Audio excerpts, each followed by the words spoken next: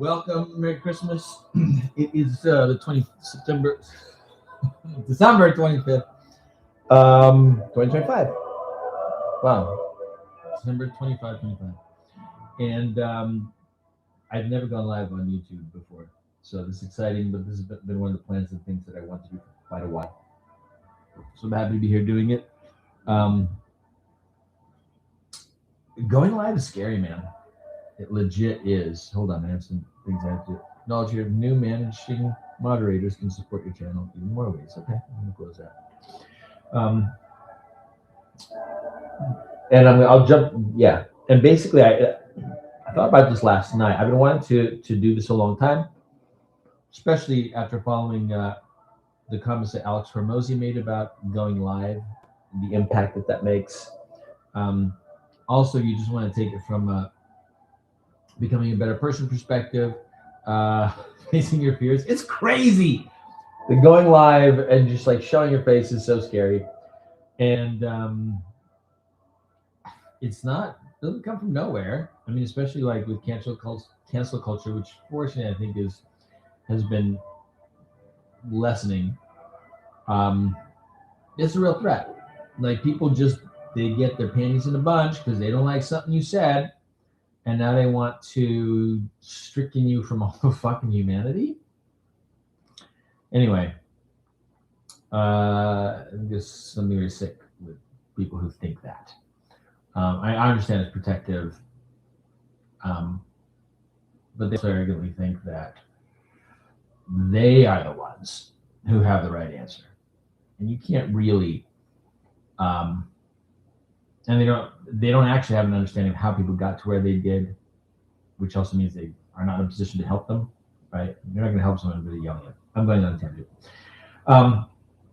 But I want to start. Yeah, I've been thinking about this for a long time, and I don't know why it was, but maybe it was a combination. I just finished watching the episode 3 of season 5 of Stranger Things. Totally got me motivated. I love that show. It's so good. Something I've been working on for a long time. I'm talking like 10, 15 years, my whole life, if you want to put it that way. The classic thing that, gosh, I don't know, maybe it's not every human being, but such a huge percentage of people get stuck on is that I'm not good enough. I am enough, right? In Barbie, it was I am enough. Props to whoever wrote that. But it's just so ubiquitous. So many people have it, and whatever your fears, everything comes down to that. And if not everything, a large majority. I think it's very much a part of human condition. It's something that we just come up with when we're 5 years old, and at 5 we need to. We're creating our model of the world and how we see it at 3, 4, 5, 6. I mean, that's our foundation, and we don't change that. Most of us in our subconscious, we can't even access it, for crying out loud. So. Very, very ubiquitous, very bad for trying to feel good and make progress in your life. Last night, I just finished watching, season 5, episode 3. Super excited, and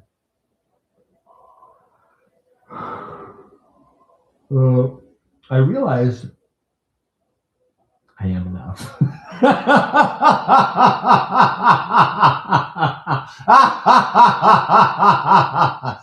Sorry, I didn't learn that from Barbie. But this whole, and I don't know why, and it's not from watching the episode. I think the episode just put me in a good spot. Emotionally excited. I was thinking about the kids going out there and fighting the Demogorgon. And I thought about like if that was in reality and not like a show, make believe land, that would be it would be so hard, so scary, so I think most people, including those kids, would not be up for doing all the things that they do.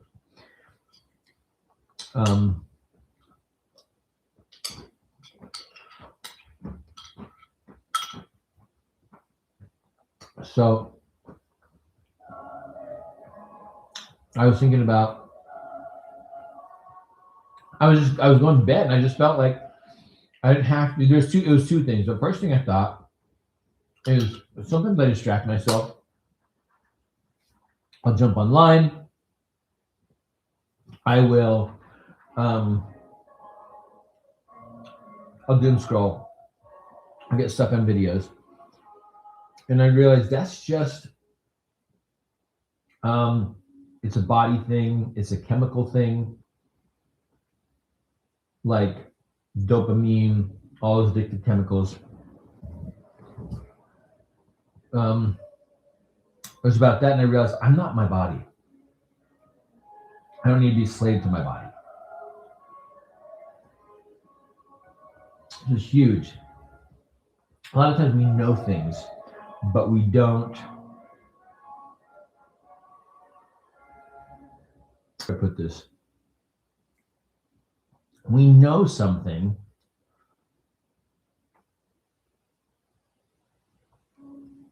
mentally, but it's not like a part of who we are.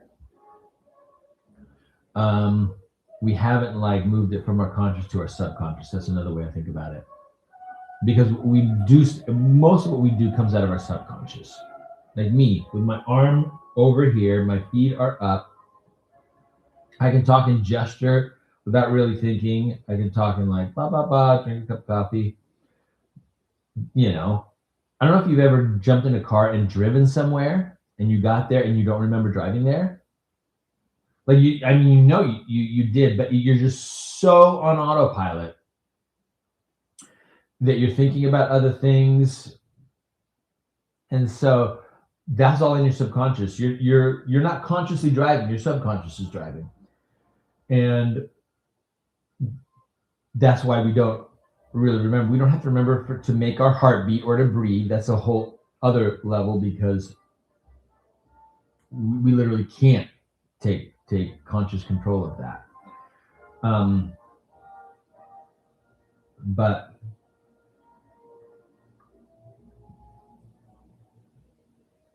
where's I going with that? But this idea that we are enough or we're fine. We can understand that we are, but that makes zero difference to your subconscious, which is actually where a lot of your feelings and thoughts are controlling. So after I thought about that, because that's the other thing is I don't want to be the type of person who gets stuck there. I don't want to be stuck in this place where I'm just like stuck scrolling online. Shit. Imagine you're 90. What'd you do? I fucking scrolled online for a large portion of time. That's the way most people are, at least some large number of hours, if not days, weeks, years, if you add it all up. That's what they're going to find out. That's not who I want to be. Oh, that was the other piece. I'm more than that. That was like if you're scrolling online, this was the piece that clicked it for me. You are basically indulging in chemicals. I think of it very much like drugs. It's like a type of drug. Feels good, right? And normally we need that if we're in a shitty place. We're in a shitty place and we want to get out of the shitty place. That's one way to do it. Scroll on some content. That like releases some good chemicals in our brain, body, and then we feel good. It works. Problem is when we stop, it goes away, it dries up, and then we're in the I feel bad. place again. But I don't want to be in a place where I'm just masturbating that, because I'm more than that. When you think of a human being, is it just a pleasure delivering machine? Absolutely not. There's so much more to being a human being. So much more. You have thought, you have creativity, you have analytics. I mean, if you look at a sports car, right? And all you're doing is blasting the heat inside, maybe it does a good job of that because it's cold out. What are we going to do to heat up? We go sit in the car and run the heat. Great. That's awesome that it does that. Heats it up so good. That is so not what it does and not what it's meant for. And so I thought about me, my body, which is really just a tool, right? Because we are not our body, right? If you cut off all your arms and legs, you would still be there with all of your thoughts, all of everything. So it's not like this tangible stuff. I thought I'm so much more than just that. Like just if you think about it critically, you're this being who can put thoughts together, who can create thoughts, who can reflect, who can see things, who can distinguish and differentiate, who can do so much. Even if you don't use it, right? Like the Ferrari, if you decide you're just going to sit in there and blast the heat, that's fine. It still can do way more things than that. Way more things than that. And so even if you choose not to, you still have to acknowledge that you can do that. And so same for me. I was sitting there last night going, I am way more than just, this body or this mind that can, derive pleasure from surfing online or whatever the thing is. And so once I saw that, it was almost like I didn't have to worry anymore about, whether I was quote unquote enough. It was like I didn't have to make that judgment. It's almost irrelevant because you are, like, your whole body and everything. You already are this machine that can do a lot, even if you choose not to use it. So I was sitting there thinking, that's what I was thinking about last night. And I thought, shit, that is totally true. So the first step was that I'm just way more than just this very, very narrow definition of what I might do, because I'm in the habit of doing it. I'm a lot more than that. And if I am a lot more than that, then I don't have to worry about being enough. It's not about that. I don't know why that clicked for me last night. At that time, I was just dispassionately looking at it, and yeah, it's weird. Sometimes you hear something so many times, and I got a message. Star Chasers. Been following you since Karen. Amazing. Thank you very much. I'm not sure who Star Chasers is. But thank you. Happy to hear that. Hope you're well. Merry Christmas.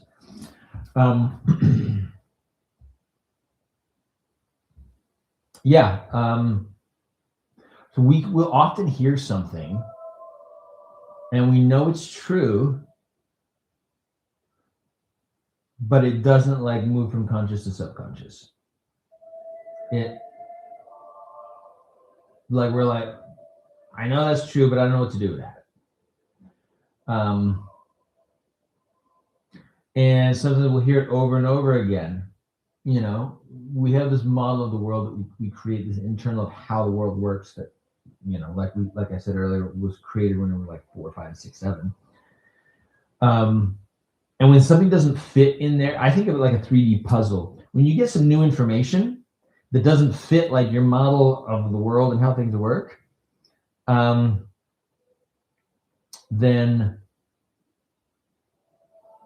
it doesn't fit in, and you're like, you got this piece here. A lot of times we'll throw it away, but that's the wrong decision. I knew her in Grass Valley. Then she moved to Paradise. Okay, very cool. Yes, I saw her only once when I was in Grass Valley, and I'm so glad we did. Actually, I was with my mom, and I think both my sisters, and she had been. I don't know if she was living there or passing through, but it was her. And, oh, hey, Mike.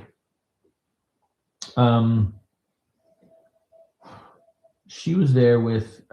We just decided to meet up, and I remember it was kind of like, should we meet up? And because I was living in Mexico at the time, I said no. We should absolutely, definitely meet up. Like, it's literally a 10-15 minute drive. I don't know when I'm going to see her again. That wasn't what I was thinking. I was thinking, like, we don't see each other that much, and our family has not been super tight.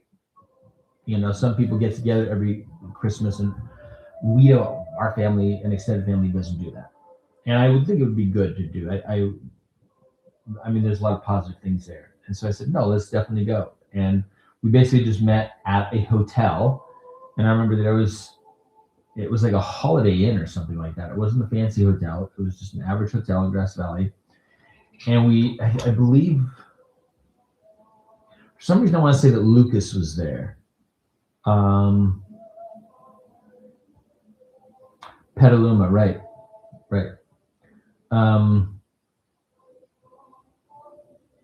But you know, we were in this.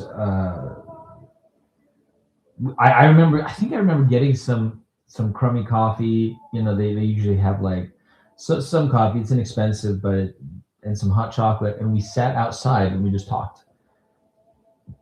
And afterward, it was nice. And afterwards, everybody on the drive home, we were driving home. Everybody was so glad that we did that because it was nice. It was with family, and it was. You know, family can be tough. I worked for Lucas. Oh, that's great. What a cool company to work for. What'd you do? Yeah, everyone just felt really happy that we did that. And, you know, obviously family can be frustrating. It's no secret, but it can have good things too. And it's nice when those come together. And it's almost, what's interesting about it is if you don't even have to do anything great or amazing, just don't do anything horrible or mean. If you don't do anything good or bad in a reaction or in an engagement with someone, it will lean toward the positive. We'll chalk it up as good, you know? And I think of being friendly as not as, I think of being friendly as kind of a neutral thing. Even though I guess you could chalk it up to positive. But, you know, it was great. We were all glad. And I think it was maybe 2 weeks after that, a month. It was a very, very short time. It couldn't have been more than 3 months. But it was a very short time after that, you know, she wasn't with us anymore. And yeah. So, no way! You were a stormtrooper in A New Hope? In the remaster? Oh my god, that's so cool. Oh, that's so cool. No way. Oh, that's super cool. Does that mean that you have like some acting? I mean, seems like it. Or were they just pulling extras like, who's in the break room right now? Oh shit, 10 years. Okay. That's a good chunk of time. Oh, that's cool. That's such a legendary franchise. And I do feel like it's gotten watered down quite a bit lately, but that's what you do when you have a good franchise. You milk it, and you get what you can out of it. That's cool. That's very cool. I remember reading about when I was what book did I read? I read a book. It's called Creativity. Forget the name of the book. It might come to me when I tell the story, but they talked about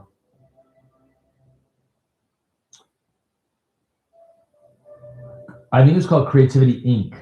About the creativity behind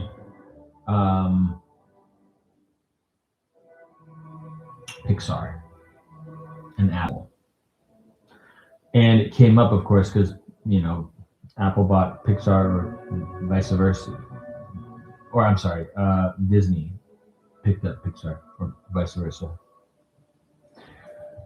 And I say vice versa because I think on paper, it was something where it was actually Pixar taking over Disney, but Disney is of course the parent company. I don't understand it, but they in the history they talked about Lucasfilm, and they were talking specifically about animation, John Lasseter and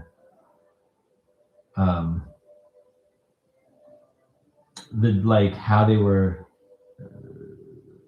just the teams who was really trying to break new ground with animation. And I remember Lucasfilm came up in the conversation. Of course, it was people in the Bay Area, so there was a lot of, like your neighbor down the street at the competing company. You want to know what they're. Oh, that's cool. That's good to know. Best company you ever worked for. That's good to know. I like hearing that. I love hearing that. Corporations get such a bad rap, deservedly, but it's nice to hear ones that are good to work for. I'm working for a corporation right now, and I've heard good things about the corporation, that they're good. I happen to have a good team that I'm happy with. I'm currently bartending at the moment, and it's the best team I've worked for. I've worked with some